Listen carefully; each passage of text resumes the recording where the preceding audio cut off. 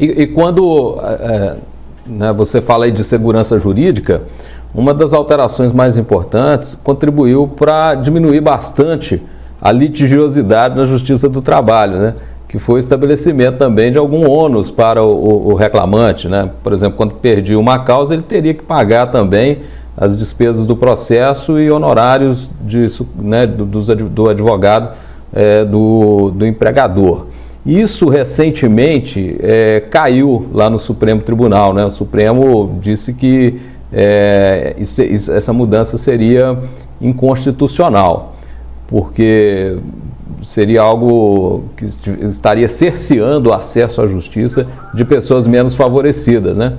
Como é que a senhora vê essa discussão aí? Importante dizer, antes de entrar efetivamente no tema, que ao contrário do que dizem, esse foi um dos poucos pontos em que o Supremo interviu para declarar a inconstitucionalidade. Foram inúmeras ADIs propostas contra a reforma trabalhista, de um modo geral, em vários temas o Supremo chancelou a reforma. Não só chancelou, como tem votos memoráveis, por exemplo, do ministro Fux, quase exortando todo mundo a obedecer à lei, porque a lei é legítima, democrática, etc. Assim foi, por exemplo, a contribuição sindical, a extinção da obrigatoriedade, um julgamento muito relevante, vale a pena ler os votos para quem é do meio, porque é muito contundente, né?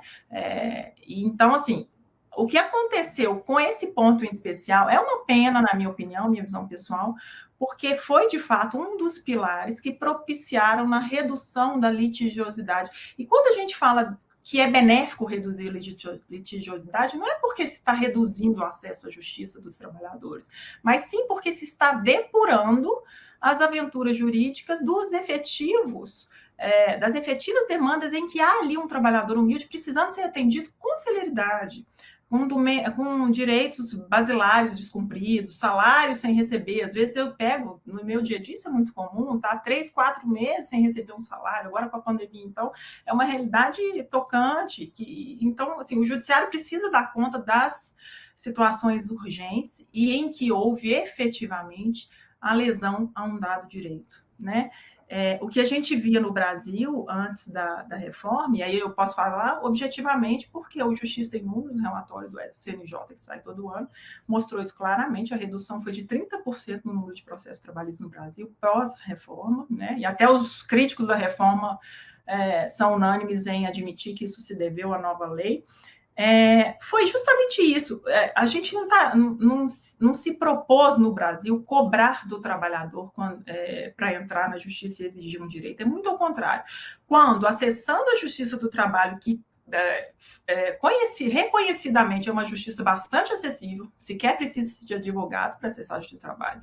Quando você, acessando a Justiça do Trabalho e perdendo em todas as instâncias e essa decisão transitar em julgado, se você tiver algum crédito obtido também na Justiça do Trabalho, aí você vai ter que pagar o honorário da parte contrária. Me parecia uma lei muito razoável. É uma lei, na verdade, o sistema de sucumbência proposto pela reforma para o processo de trabalho, ele é até mais leve do que o sistema de sucumbência no processo civil, que nunca teve nenhuma, que eu tenha conhecimento, nunca teve nenhuma inconstitucionalidade declarada.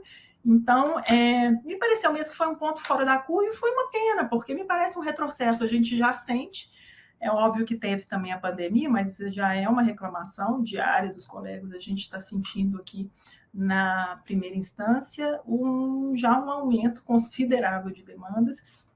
E não é só demanda, né, Dário? Porque o processo de trabalho tem uma característica muito peculiar. Ele, em geral, são muitos pedidos, não é só um pedido. O sujeito não procura justiça do trabalho para pedir uma determinada coisa.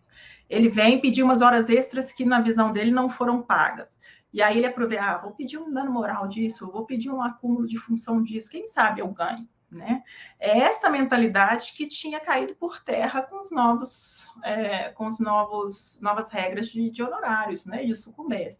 Então, o sujeito pensava 2 vezes antes de pedir algo do que ele não tinha certeza. Porque se ele perdesse aquele pedido, os honorários de sucumbência daquele pedido comiam o crédito do direito dele efetivamente reconhecido em juízo. Né? E isso caiu por terra, infelizmente, realmente foi, na minha visão, um grande retrocesso.